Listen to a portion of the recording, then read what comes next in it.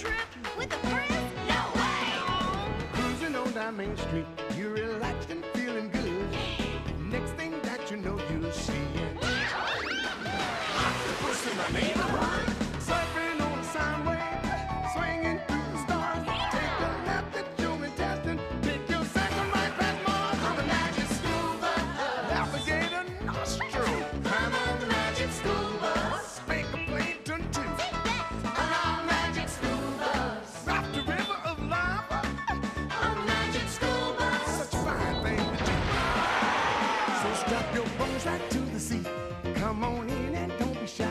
Just to make your day complete, you might get baked into a pie on the magic school bus. Step inside, it's a wilder ride. Come on, ride on the magic school bus.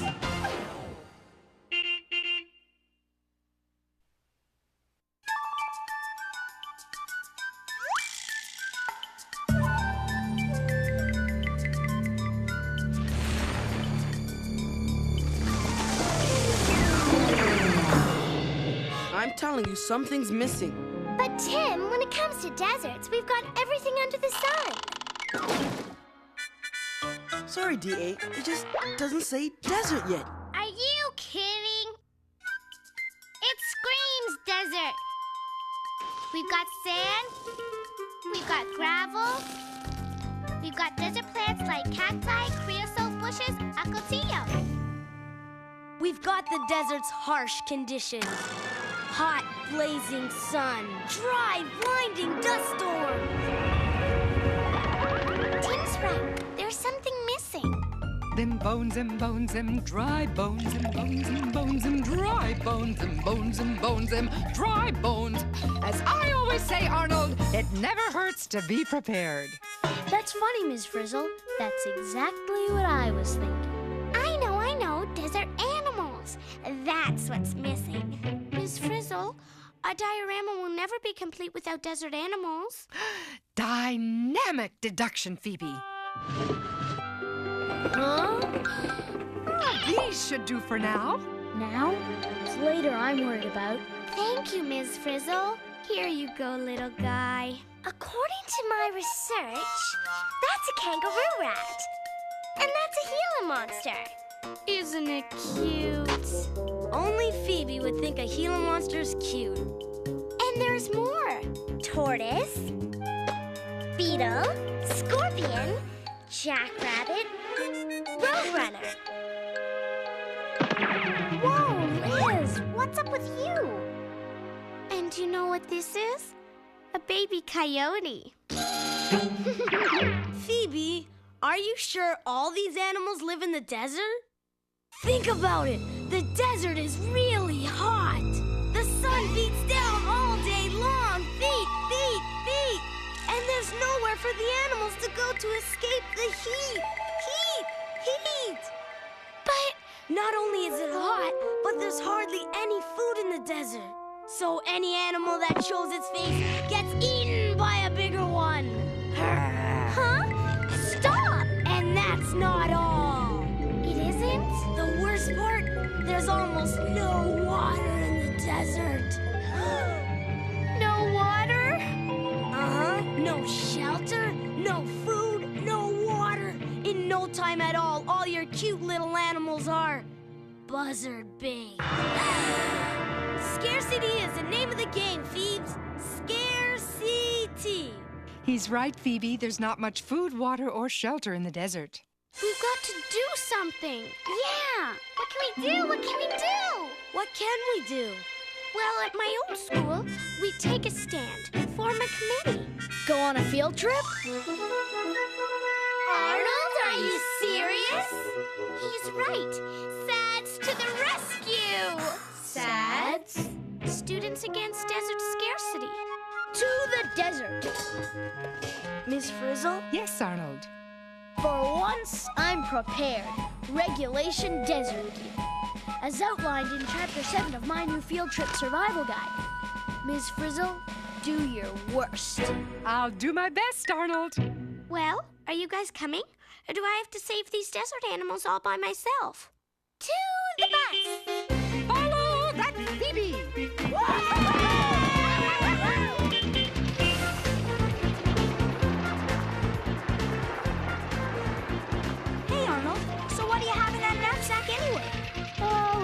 sunblock, snakebite kit, a few desert mallow blasters. What? No football? Carlos, we are not going to the desert to have fun. We're not. The desert is full of surprises, Phoebe. And this bus is so slow. Can't we go any faster, Miss Frizzle? Every second we waste means those poor little animals are out there suffering. Well, that's one way of looking at it, Phoebe. Okay, bus, do your stuff.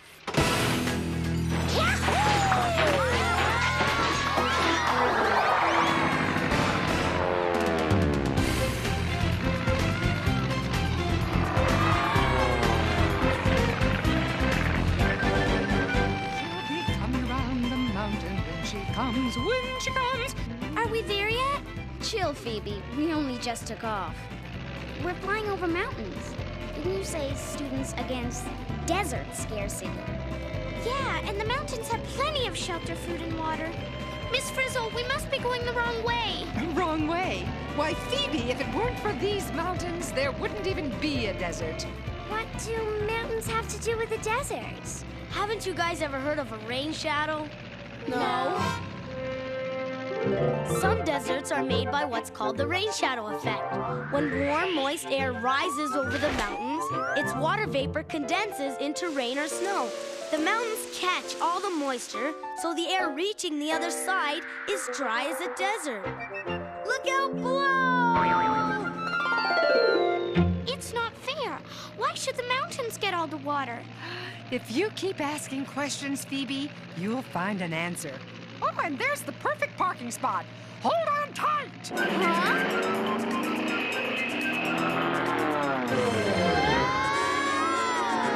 Field trip tip number 63. In the event of a rapid loss of altitude, you may want to put on a parachute. Liz, my parachute? That's not a parachute! That's a pair of shoes!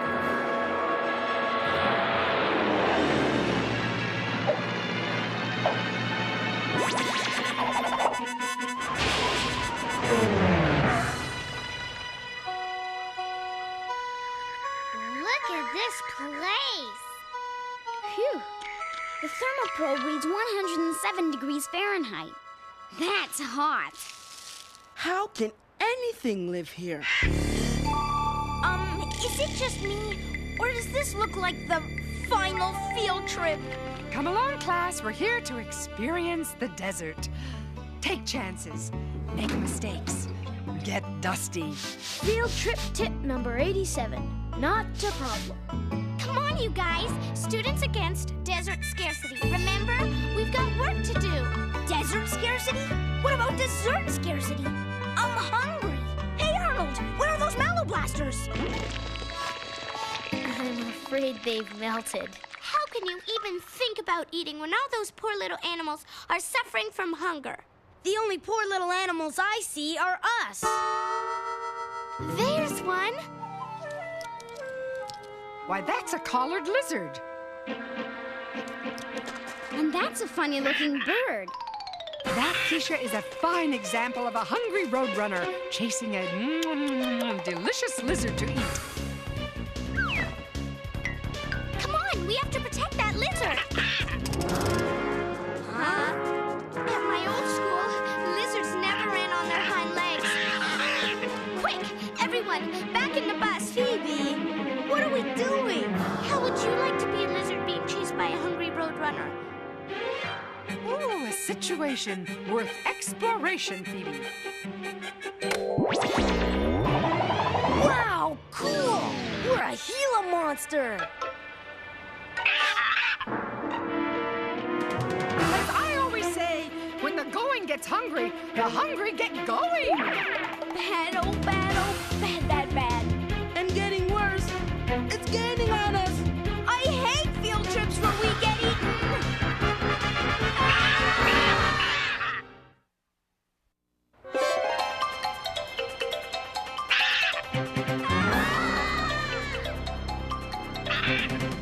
Any minute now, we're gonna know what it's like to be eaten!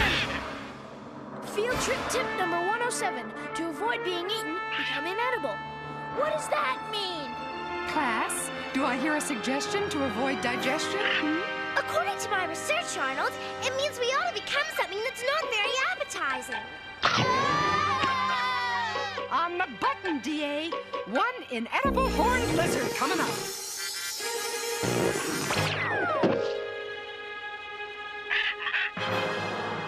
Phew, close one. Well, first-hand experience tells us roadrunners don't like lizards with spikes. Would you? So, the little animals here have special ways to avoid getting eaten, like running fast or being prickly. Oh, Phoebe, that's right. Which means they don't need your help, Phoebes. Are you sure about that? Life is tough in the desert. Don't we know it? It's too hot to chase after animals. Or to be chased. Phew, I'm burning up. Exactly. And somewhere out there is a poor little animal which is burning up too. Now come on, we've got to find it and help it. Stop the bus. Please? Everybody out! Not again. Single file class.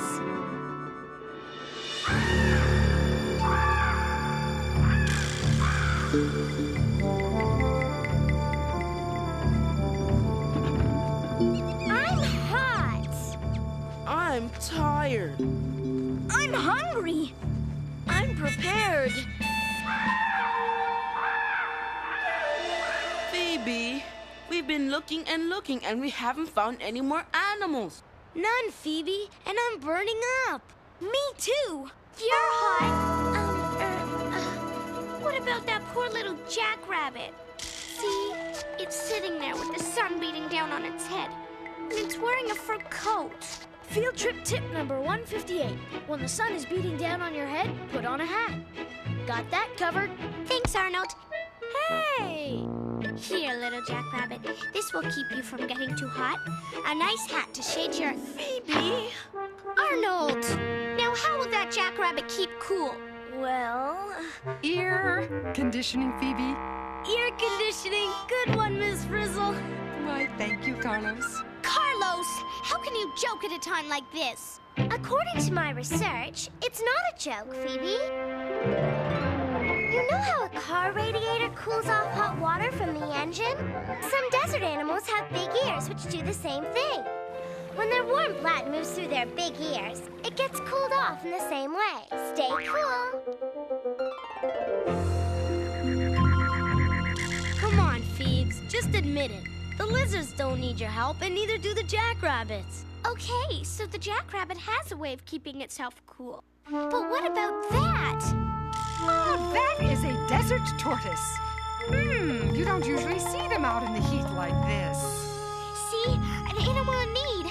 Come on! We've got to help it. We do? Carlos, don't be so selfish. How would you like to be a tortoise roasting in the hot desert sun? I wish you hadn't said that. Ooh, as I always say, there's more than one way to beat the heat. Oh, no!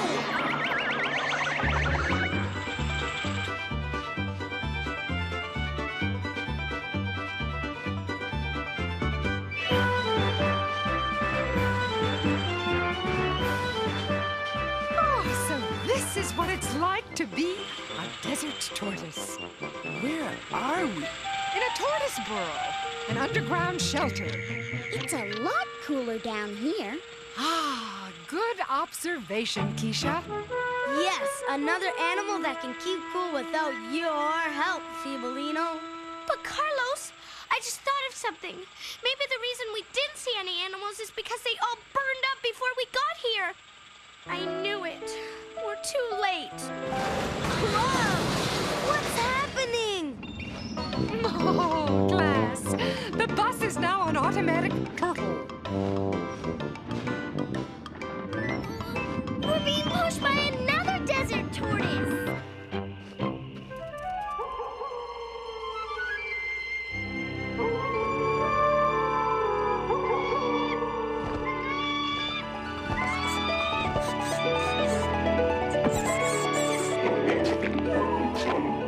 Are we still in the desert?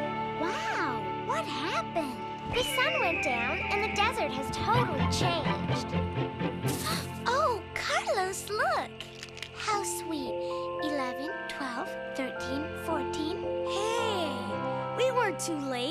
The reason we didn't see any animals is because they were just waiting for the sun to go down. 50 degrees Fahrenheit.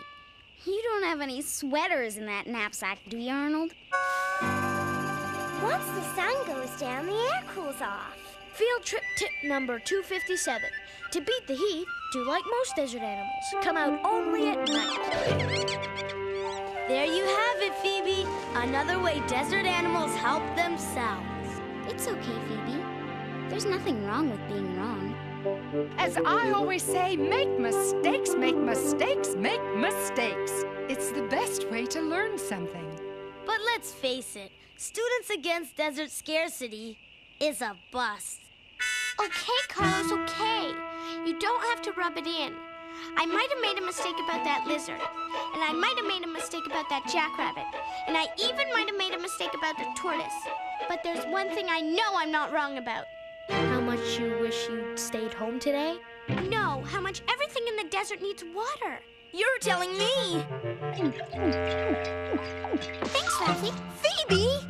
Well, if no one's gonna help me give water to all these poor little animals, I'll just do it myself. Phoebe, where are you going? I said I was gonna give these poor animals water, and I'm going to do. Phoebe, I know this may sound crazy, but hear me out. Okay, Carlos, I'm listening. These animals didn't need your protection from being eaten or from burning up in the sun, right? Right? They can cope, right? Right. Well, maybe they don't need your water either. Carlos, how can you say that? You know there's no water in the desert. You said so yourself. Rain shadow, remember? But look at them. They couldn't live without water, and they are definitely alive. They must get it somehow. Okay, then. If you're so smart, tell me how. Come on, Carlos. Take chances. Get messy. Make mistakes. I don't know. Exactly. Maybe people like me come out here and give these animals water. Maybe people like me keep these animals alive. Hey, at least save the water for the animals. What are you talking about? Didn't you just splash me? Is that rain?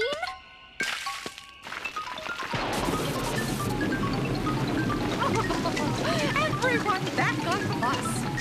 Rain? In the desert? It doesn't rain here very often, class, but as I always say, not very often is a long way from never. And the desert is a long way from needing my water. And we're a long way from the bus. Come on, Phoebe. Doesn't it feel great? Now we're talking water. It's amazing. We went from absolutely no water to...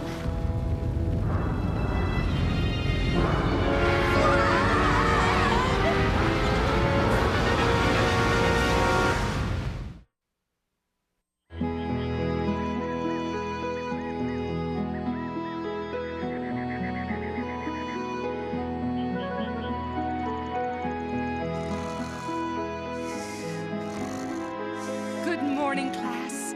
Everything's right as rain. Huh? Where are we? What happened to the desert? Is this a dream? No, Phoebe. It's the desert after a rainstorm. Everything's changed. There's so much activity. What happened to all the scarcity? Look at all the plants and animals. Oh, desert life never ceases to amaze me. Do you see what I see? Flower power. It's as if they were waiting for enough water to bloom. There are shrimp in this puddle. Shrimp in the desert? Uh-huh, and pigs, too. Look. Actually, that's a peccary, a desert relative of pigs. And that cactus is full of water. According to my observations, this piece of cactus is juicy on the inside and waxy on the outside. Hey, maybe that waxy stuff keeps the water in. As I always say, when it pours, the desert stores. You know, Phoebe, you are right. The desert does need water, and the animals need protection from being eaten and from the heat. Yeah, but Carlos, you were right too. They don't need us to help them. They're already equipped to live here. That's right, Phoebe. Everything that lives here has adaptations to help cope with life in the desert. Well, come along, class. Back to the bus. You mean soaking up water as quickly as possible is an adaptation? Absolutely correct. And having spikes is an adaptation that helps keep you off the menu. And burrowing under the sand. And having big ears is an adaptation for beating the heat. Yes, all things that live here have adaptations for survival. Oh, it makes so much sense, doesn't it? Field trip tip number 999. For those without desert adaptations, always travel with a teacher with frizzy red hair.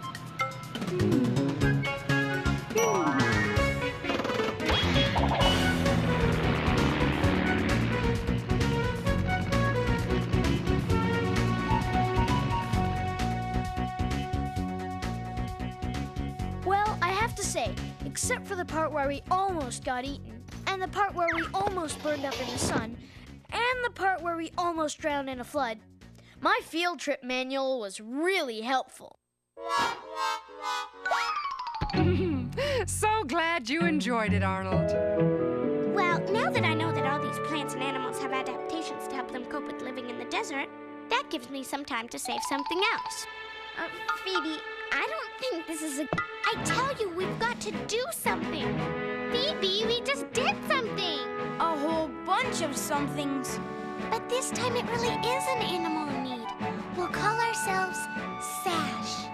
Sash? Students Assisting Sleepyheads. Carlos! He obviously has no adaptations to cope with desert field trips. According to my research, Phoebe, hibernation is an adaptation. As I always say, if you can't take the heat, whew, get out of the desert.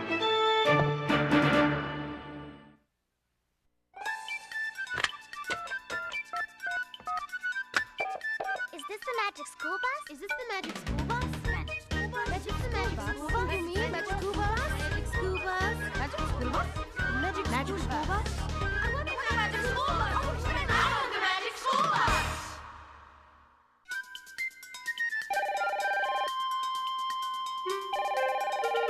Are you sure the producer wanted this fake cactus, Liz?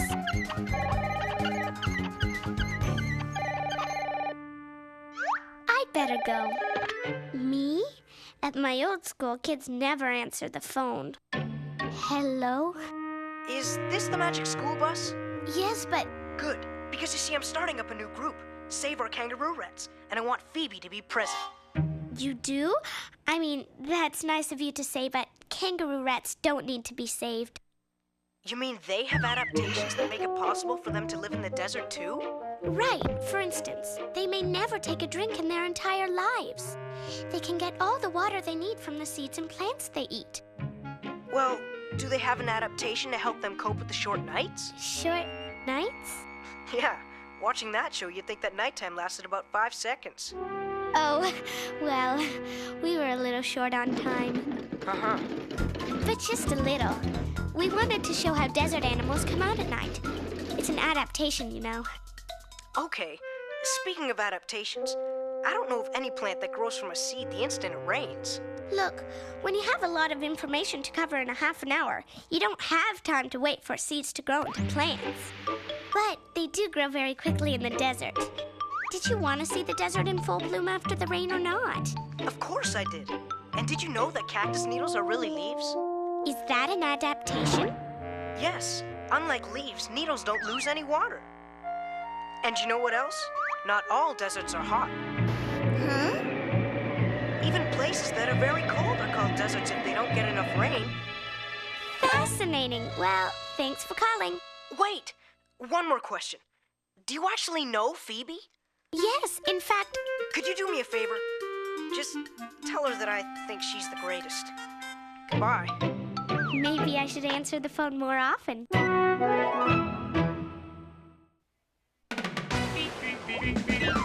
Surfing on a sound wave,